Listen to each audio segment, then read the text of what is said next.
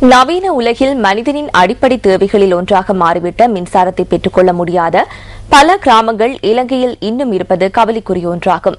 அவ்வாறான ஒரு கிராமமே அம்பாறை மாவட்டம் அட்டாளிச்சேனை பிரதேச செயலக பிரிவுக்குட்பட்ட கோணாவத்தை சின்ன பாலமுனி கிராமம். கோணாவத்தை சின்ன பாலமுனை எல்லைப் பகுதியில் வாழும் மக்கள் மின்சாரத்தை பெற்றுக்கொள்ள முடியாமல் இருளில் தத்தளித்து வருகின்றனர்.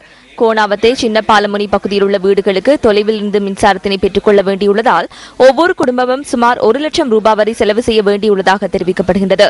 35 வருஷமா அந்த வீட்டுல இருந்து வாழ்றோம், அந்த வளவுக்கு இருந்து வாழ்றோம். கரண்ட்ல அந்த மாலும் கரண்ட் எடுக்கிறதுக்கு 1,75,000 80,000 கேட்காங்க. எங்கள்கிட்ட வசதி இல்லை அப்படியெல்லாம் எடுக்கிறதுக்கு.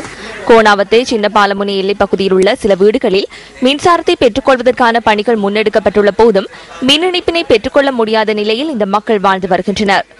நாங்கள் இந்த வீட்டை கட்டி பெரிய ஒரு வீட்டை கட்டி போய் வயரிங் பண்ணியிருக்கோம். எங்களுக்கு இரவையில் பெரிய கஷ்டமாக இருக்குது. நாங்கள் ஏன் இப்படி சும்மா நாங்கள் இருக்கணும்? எங்களுக்கு கரண்ட் முக்கியமாக சாரதுக்கு உதவி செய்யும். இருளில் தத்தளிக்கும் தங்களது வாழ்க்கைக்கு மின்சாரம் மூலம் வெளிச்சத்தை பெற்றுக் கொடுக்க வேண்டும் என்பதே இந்த